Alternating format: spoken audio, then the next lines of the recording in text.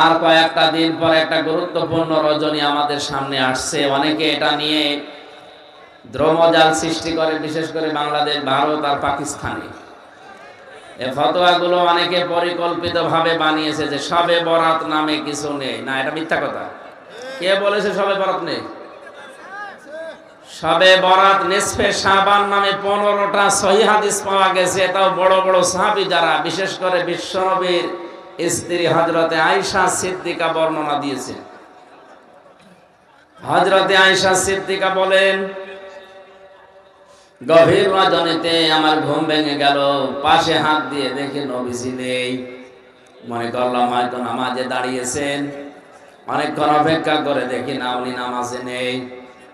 আশপাশে খোঁজ করে দেখি পাশেই জান্নাতুল বাকি নবী মুহাম্মদুর রাসূলুল্লাহ কবরের পাশে দাঁড়িয়ে অঝোর নয়নে কাঁদতেছে।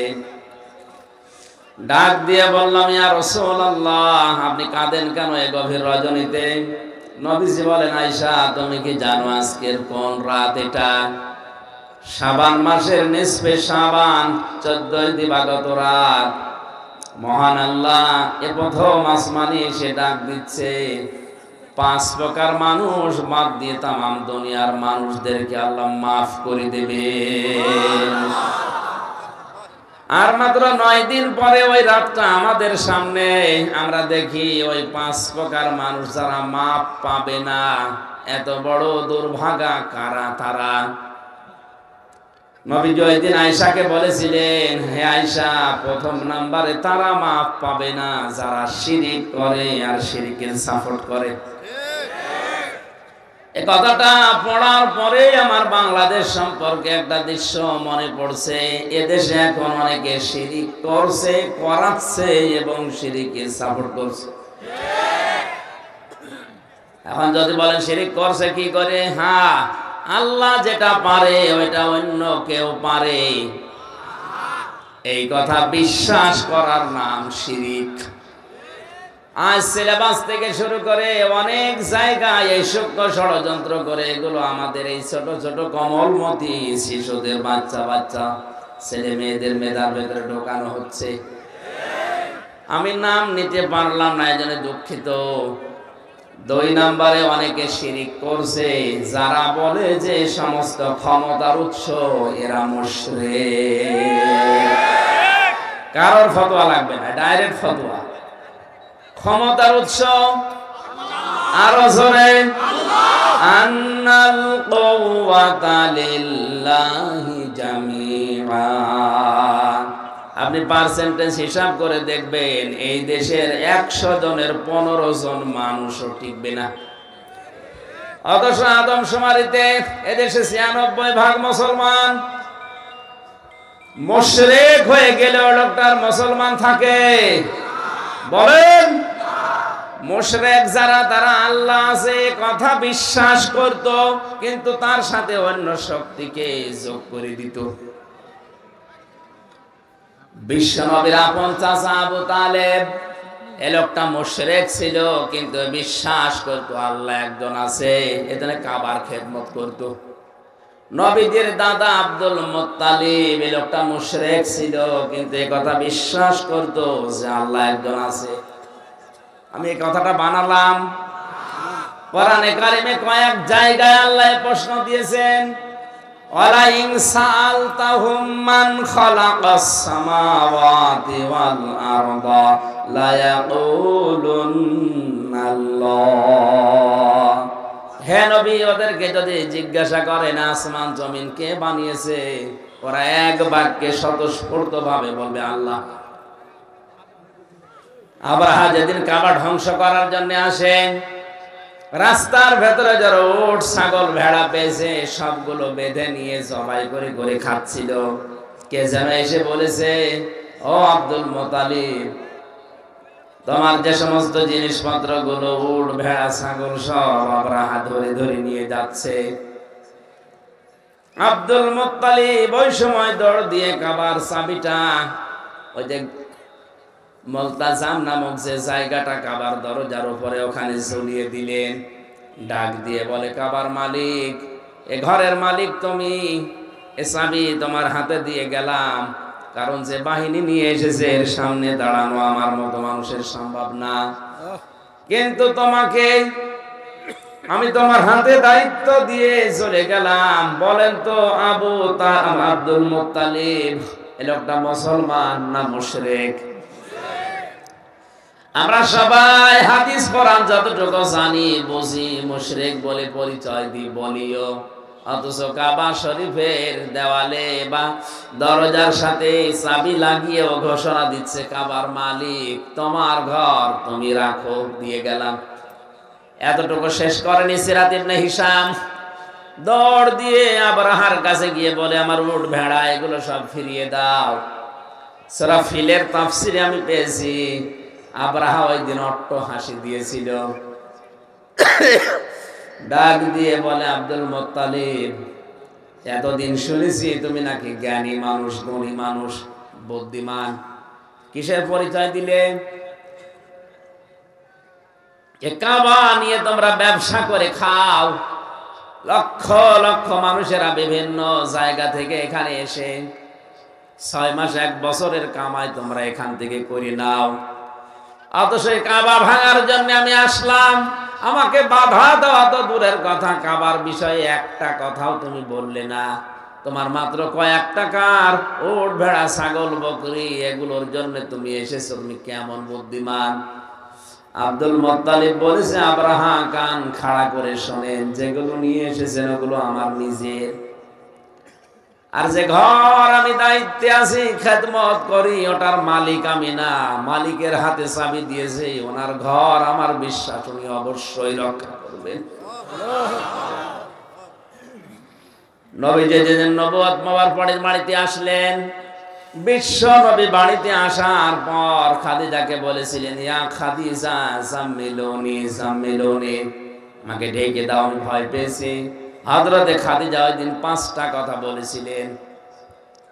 হযরতে খাদিজা আল্লাহি আল্লাহি কাল্লা এই শব্দগুলো প্রথমে জুড়ে দিয়ে বলছিলেন আল্লাহর কসম কখনো লা ইখজিকাল্লাহু আবাদান, কখনোই আল্লাহ আপনাকে অপমান অপদস্থ করতে পারে না, অথচ ওই সময় খাদিজা মুসলমান হয়নি। কথা বলেন না কেন? 40 বছরে তার বিয়ে হয়েছে, 25 বছরে নবীজি মুহাম্মদুর রাসূলুল্লাহ বিবাহ বন্ধনে আবদ্ধ হয়ে 15টা বছর সংসার করার পরে তিনি নবুয়ত পেলেন। প্রথম নাম্বারে এসে যখন এই কথা বলেছেন, তিনি সর্বপ্রথম যে বাক্য উচ্চারণ করলেন, প্রথম বাক্যে আল্লাহর নাম নিয়েছেন 3 বার। আপনি হিসাব করে দেখেন, আল্লাহি কাল্লা লা ইখজিকাল্লাহু আবাদান, 3 বার তিনি বললেন আল্লাহর কসম কখনো না, আল্লাহ কখনো আপনাকে অপমান অপদস্থ করতে পারে না, অথচ এখনো মুসলমান হয়নি। তাহলে আল্লাহ একজন আছে, কথা খাদিজা ওই সময় বিশ্বাস করত। কথা বলেন না কেন? আবু তালিব বিশ্বাস করত, আব্দুল মুত্তালিব বিশ্বাস করত, এমনকি আবু জেহেলও বিশ্বাস করত যে আল্লাহ একজন আছে। এটা তো আমি বানালাম। বদরের ময়দানে যেদিন যাচ্ছিল, কাবার গিলাফ ধরে আবু জেহেল হাউ মাউ করে কেঁদে বলেছিল কাবার মালিক তুমি একজন আছো, আমি জানি মুহাম্মদের বিরুদ্ধে অস্ত্র নিয়ে যাচ্ছে বদরের ময়দানে যুদ্ধ করার জন্য, সত্যের পক্ষে যে আছে তারে তুমি বিজয় দিও। ওর দোয়া কবুল হয়ে গেছে, কারণ সত্যের পক্ষে তো ছিল না, ও ছিল মিথ্যার পক্ষে। সত্যের পক্ষে যিনি ছিলেন আল্লাহ তাকে ওর দোয়াও কবুল করে বিজয় দিয়েছেন। কথা বলে ঠিক কিনা? আমার বোঝানোর বিষয় হচ্ছে আল্লাহ একজন আছে বিশ্বাস করলে মানুষ মুমিন হয়ে যায় না। আমিনান নাসি মাইয়াকুলু আমান্না বিল্লাহি ওয়া বিল ইয়াউমিল আখির ওয়া মা হুম বিমুমিনিন। আল্লাহ পাক বলেন হে নবী, দুনিয়ায় এমন অনেক মানুষ আছে তারা বলবে আল্লাহ তোমাকে বিশ্বাস করি, কিয়ামতেও বিশ্বাস করি, কিন্তু না, লোকটা ইমানদার না। এ কথা তার মুখের কথা, এটা তার মুখের কথা, কিন্তু মনের কথা না। যতদিন পর্যন্ত মানুষ হিসাবে আপনি মুখের কথার সাথে মনের কথার মিল করাতে না পারবেন, ততক্ষণ আপনি মুমিন না, মুনাফিক। সাহাবায়ে কেরাম আল্লাহর দরবারে কবুল হয়েছিলেন যে 7টা কারণ আমি জানি, তার অন্যতম এই ওনারা মুখে যেটা বলতেন ওইটাই ওনাদের মনের কথা। আর আমরা আল্লাহর দরবারে কবুল হতে পারি না, কারণ আমাদের মুখের কথার সাথে মনের কথার কোনো মিল নেই। মুখে যা বলছে মনে করবেন 100 ভাগ মনে ওইটা নেই। এই কথা বলছে না? সেদিন চট্টগ্রাম থেকে আসার সময় এক নেতা পাশে বসেছিল, আফসোস করে বলছিল যে হুজুর, জীবনে আর কত মিথ্যা কথা বলবো, আমি আর পারছি না। সকাল 10টা থেকে শুরু করে রাত 10টা পর্যন্ত শুধু মিথ্যার উপরে আছি, ধোঁকা দিয়ে আর কত বোকা বানাবো মানুষকে, আমি আর পারছি না, আমার বিবেক শেষ। তারপরও বলা লাগছে, কারণ না বলে উপায় নেই।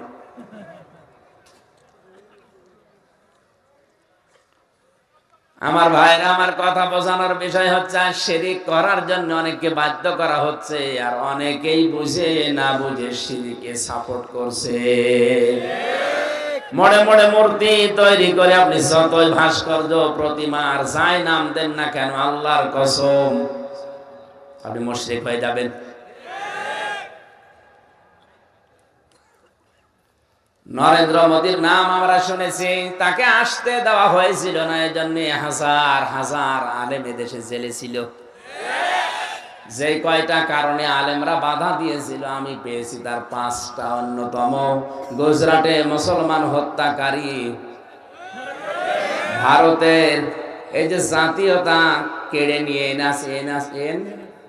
এনআরসির নামে হাজার হাজার মুসলমানদেরকে তাদের অধিকার থেকে বঞ্চিত করে দেশ থেকে তাড়িয়ে দেওয়ার যে সিদ্ধান্ত। 3 নাম্বার, আল্লাহর ঘর বাবরি মসজিদ ভেঙে ফেলা। কাশ্মীরের মুসলমানদের প্রায় 50 লাখের মতো মানুষ, 50,000-এর মতো মানুষ হত্যা করার পেছনে প্রত্যক্ষ। 5 নম্বরে যেটা পেয়েছি, সর্বশেষ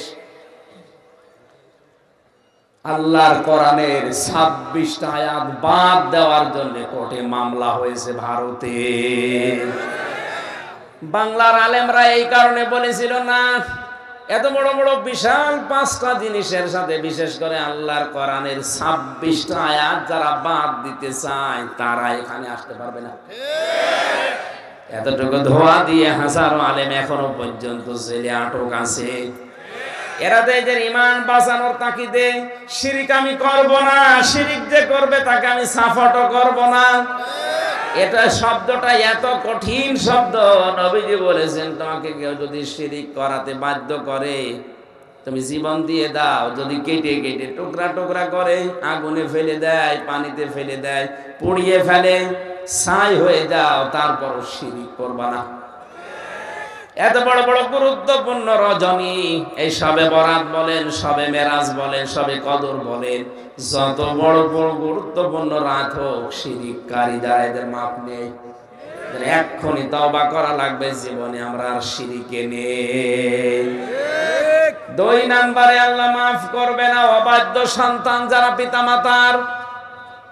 আর সিলেবাসের ভেতরে যেগুলো দেওয়া হচ্ছে মা বাবার বাধ্য হওয়ার জন্য, সেরকম কোনো পড়া 1 থেকে মাস্টার্স পর্যন্ত আমরা পাচ্ছি না।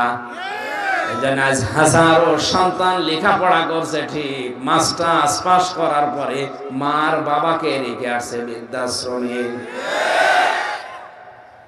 রাঙ্গামাটির এক কলেজের অধ্যাপক মাহফিল শেষ করে লঙ্গতে থেকে আসার সময় উনি দেখি আমার বলছে, হুজুর দেখবেন বৃদ্ধাশ্রম কেমন, চলেন দেখি। যে দেখি কাঁদতেছে কলেজের অধ্যাপক। ওর মা বলছে, বাবা আমি যখন মারা যাব তুই আমার মাথার উপরে ফ্যানটা পাল্টিয়ে দিবি। মা বলছে, মা, ছেলে বলে, মা তুমি তো মারাই যাবা, তখন আবার ফ্যান পাল্টিয়ে করবো কি? মা চোখের পানি ফেলে দিয়ে বলে, সন্তান আজ 3 মাস আমি এখানে আছি, এ ফ্যানটা চলে না।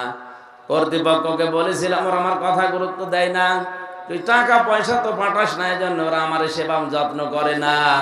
তা আমি 3 মাস এখানে থেকে যেটা বুঝতে পারলাম, তুই আমার সাথে যা করলি কিছুদিন পরে তোর ছেলে এইটাই করবে।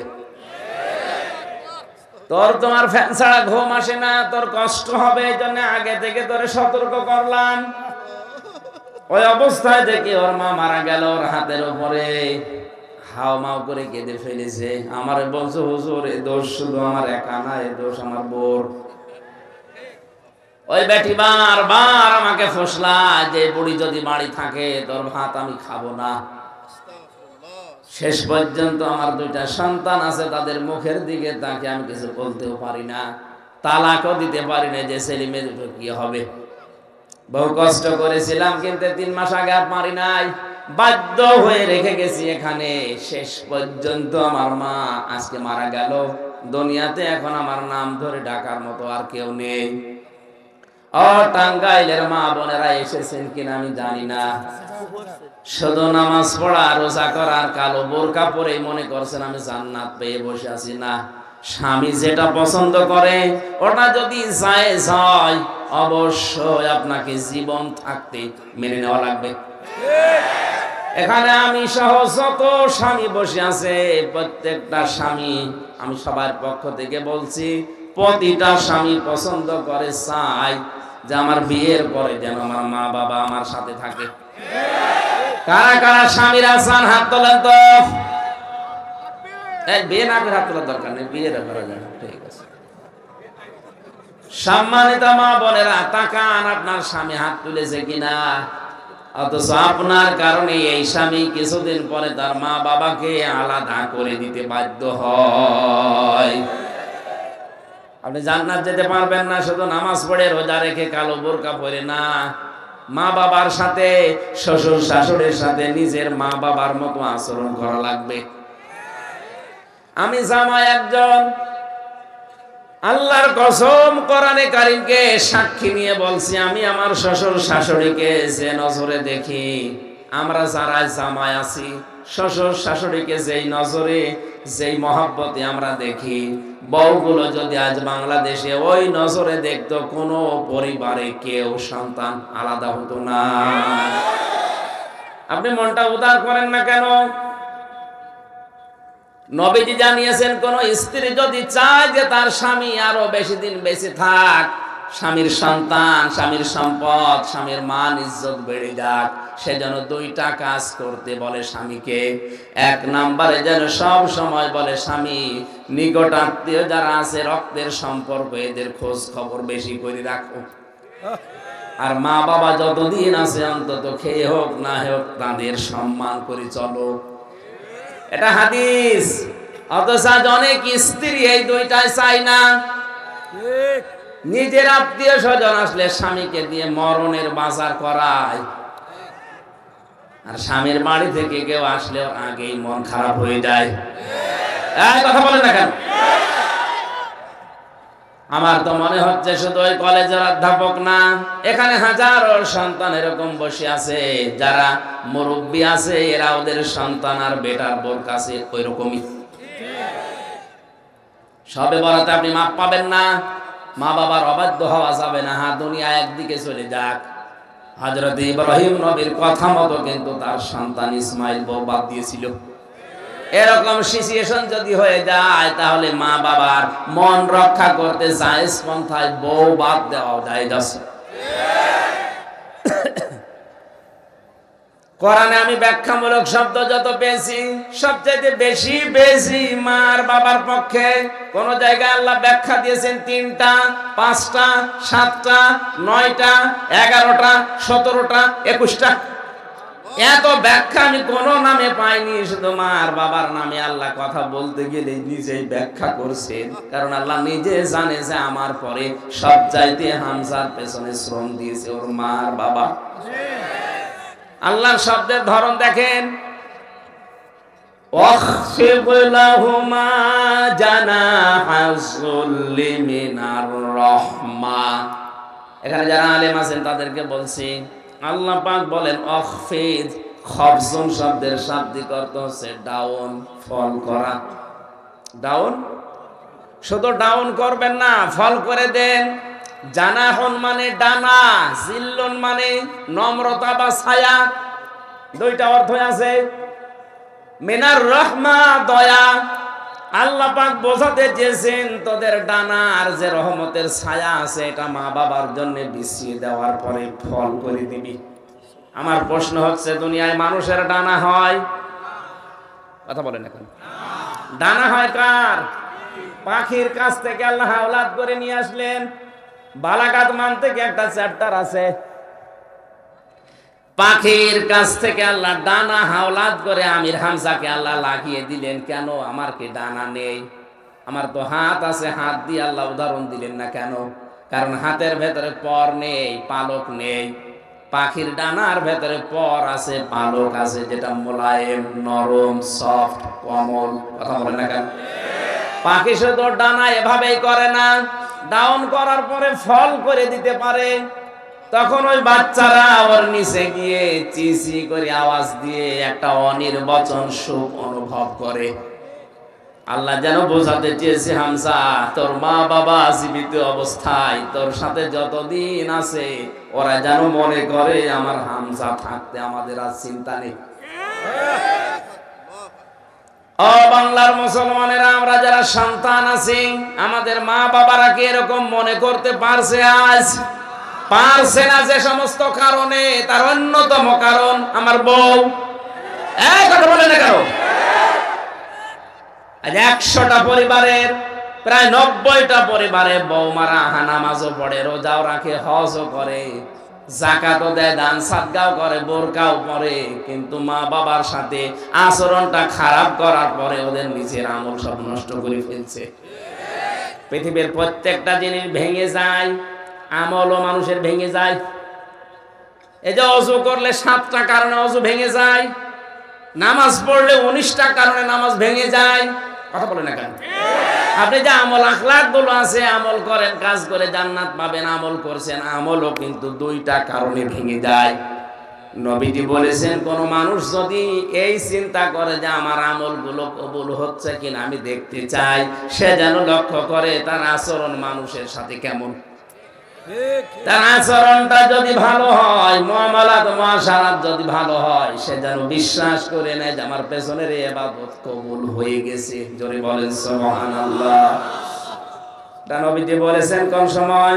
ফামান সুহসিহা আনিন নারি ওয়া উদখিলাল জান্নাতা ফাস। সূরা আলে ইমরান 185 নম্বর আয়াতের মাঝের অংশে আছে, আল্লাহ পাক বলে ওই লোকটার জীবন শাফাতের উপরে দাঁড়িয়ে আছে। ঈমান নিয়ে টিকে থাকে কত কঠিন হয়ে দাঁড়িয়েছে। এখন মসজিদে ইমামতি করার জন্য এখন ঘুষ দেওয়া লাগছে। কুষ্টিয়াতে একটা মসজিদ আছে, আমি নাম নিলাম না, জেলে যাওয়ার আগে ঘটনা শুনেছিলাম। ওনার ভাগিনা হচ্ছে একজন আলেম, যে বলছে, মামা আপনি তো বড় দায়িত্বে আছেন, এত বড় মসজিদ, সরকারি বহু টাকা বেতন দেবে, আপনি আমারে লাগিয়ে দেন। মামা বলছে, ভাগিনা কিছু করা লাগবে না, তুই আমারে মিষ্টি খাওয়ার টাকা দিস। ও মনে করছে মিষ্টি খেতে আর কয় টাকা লাগে? 5,000 টাকা দিয়েছে। বলছে 5,000 না, 10 লাখ। বলছে, মামা মিষ্টি খেতে যদি 10 লাখ, দই খেতে কয় লাখ লাগবে? যে লোকটা 10 লক্ষ টাকা দিয়ে ঘুষ দিয়ে মসজিদে ইমাম হবে, ওর পেছনে নামাজ পড়া তো 100 ভাগ জায়েজ। সবে বরাতে আপনি মাপ পাবেন না। আল্লাহ তাআলা বলেছেন স্পষ্ট কিতাবের আয়াত, ইন্না আনজালনাহু ফি লাইলাতিন মুবারাকাতিন ইন্না কুন্না মুনজিরিন। পবিত্র রজনীতে এই কিতাবকে আমি আল্লাহ নাযিল করেছি, অবশ্যই আমি আল্লাহ সতর্ককারী। ফিহা ইফরাকু কুল্লু আমরিন হাকিম, আমরাম মিন ইনদিনা, আমার পক্ষ থেকে এই দিনে গুরুত্বপূর্ণ কিছু ফয়সালা সিদ্ধান্ত নেওয়া হয়। তার ভেতর অন্যতম 1 বছরে কে দুনিয়ায় আসবে, 1 বছরে কে দুনিয়া থেকে বিদায় নেবে, কার রিজিক তার খাবার কতটুকু দুনিয়ায় সে খাবে, কতটুকু রেখে যাবে, এটা সিদ্ধান্ত হয়ে যায় এই গুরুত্বপূর্ণ সবে কদরে বরাতে না। আল্লাহ মানুষদেরকে সিদ্ধান্ত নেওয়ার জন্য আমার আল্লাহ নিজে সিদ্ধান্ত নেন তার ইচ্ছা মাফিক। তাহলে এখান থেকে আমরা যদি বিশ্বাস করে থাকি আমার হায়াত আর কতদিন আছে, ফাইনাল হয়ে গেছে, আমার রিজিক আর কতটুকু আসবে, ফাইনাল হয়ে গেছে, তাই আমার উল্টা পথে চলার দরকার কি? কথা বলে না কেন? এটা যদি আমরা সবে বরাত, সবে কদর, সবে মেরাজ এগুলো বিশ্বাস করেই থাকি, আর লোক দেখানোর জন্য যদি কিছু ইবাদত বন্দেগী করে থাকি, অন্তত এই বিশ্বাসটা দৃঢ় করা লাগবে একটা বছর আমার হায়াত আছে না গেছে, এটা কিন্তু লিখিত হয়ে গেছে। আমি যেহেতু এসেছি খালি হাতে, খালি গায়ে, খালি পায়ে যাব, খালি গায়ে খালি পায়ে। কথা বলেন ঠিক কিনা? এই জন্য আমি কোনো অন্যায়ের কাছে আর মাথা নত করতে রাজি না। কার জন্য অন্যায় করব, 2 দিন পর ওই আমার শত্রু হয়ে দাঁড়াবে। ইন্না কুন্না মুরসিলিন, অবশ্যই আমি আল্লাহ রাসূলদেরকে প্রেরণ করেছি। সে রাসূলরা এখন নেই, নায়েব আছে। এই যে সমস্ত গুলো নতুন নবীজির নায়েব, উত্তরাধিকারী, এদের দায়িত্ব হচ্ছে এখন রাসূলুল্লাহ যা করতেন ওইটা করা। এক একটা শব্দে আমার এই যে ফিহা ইফরাকু কুল্লু আমরিন হাকিম, আল্লাহ গুরুত্বপূর্ণ সিদ্ধান্তগুলো তার আদেশে নিয়ে থাকেন। আমর মানে হুকুম, আদেশ। এত বড় বড় কঠিন শব্দ এর ভেতরে আল্লাহ দিয়েছেন, লক্ষ লক্ষ তাফসিরে কথা লুকিয়ে আছে। যত বের করবেন টান দিয়ে গবেষণা করে তত বের হবে। আমার এখন সময় কম, তো 1 ঘন্টা সময় দিয়েছিল, 1 ঘন্টা হয়ে গেছে। রাত 9টায় আছে আবার। ওই যে কোন জায়গায় যেন বললেন, হ্যাঁ, দৌলতপুর মানিকগঞ্জে। সুতরাং ওখানে যে এখন 1 ঘন্টার ভেতরে হাজির হওয়া লাগবে। আর মা বোনদের এই মাহফিলটা তো আমি জানতামই না যে আপনি মাগরিবের পর মাহফিল নিয়েছেন। আমি তো মনে করছি দিনে একটা রাতে একটা। মহিলাদের প্যান্ডেলে কালেকশন করতে বলেন, এখন বলবো। সম্মানিত মা বোনেরা, আল্লাহর রাস্তায় এই মাদ্রাসার জন্য আপনারা যে জানিয়ে এসেছেন দিয়ে যাবেন। আর আপনারা জানেন আমি 3 বছর ভেতরে ছিলাম, এখন শরীরও ভালো না, জোর করে করে মানুষ নিয়ে যাচ্ছে। সালাম দেন, দোয়া করেন এই বলার জন্য। কিন্তু যেহেতু এই যে 45 মিনিট 1 ঘন্টা করে কথা বলতে হলো, 2-3টা করলে গলা ভেঙে যাচ্ছে। দোয়া চাই, মাপ চাই, আগামীতে নিলে একটা করে মাহফিল নেবেন, আর রাত 9টায় তুলে দেবেন, 11টা-12টা পর্যন্ত চালাবো ইনশাআল্লাহ। মেয়েদের ভেতরে বলছি, যারা কালেকশনে আছেন অবশ্যই কিছু না কিছু দিয়ে যাবেন। আল্লাহুম্মা আমিন। রব্বানা যালামনা আনফুসানা ওয়া ইল্লাম তাগফির লানা ওয়া তারহামনা লানাকুনান্না মিনাল খাসিরিন। রব্বুল আলামিন, বড় আশা নিয়ে তোমার বান্দা বান্দি গুলো এসেছিল। সময় আমাদের হাতে নেই, শরীর এবং গলার দিকে তাকিয়ে আমি শেষ করে দিলাম। তুমি বাইরে মুক্ত জীবনে যখন আমাকে ফিরিয়ে দিয়েছো, আমার কণ্ঠটা তুমি ভিক্ষা দাও, আমার শরীরটাকে আবের অবস্থায় ফিরিয়ে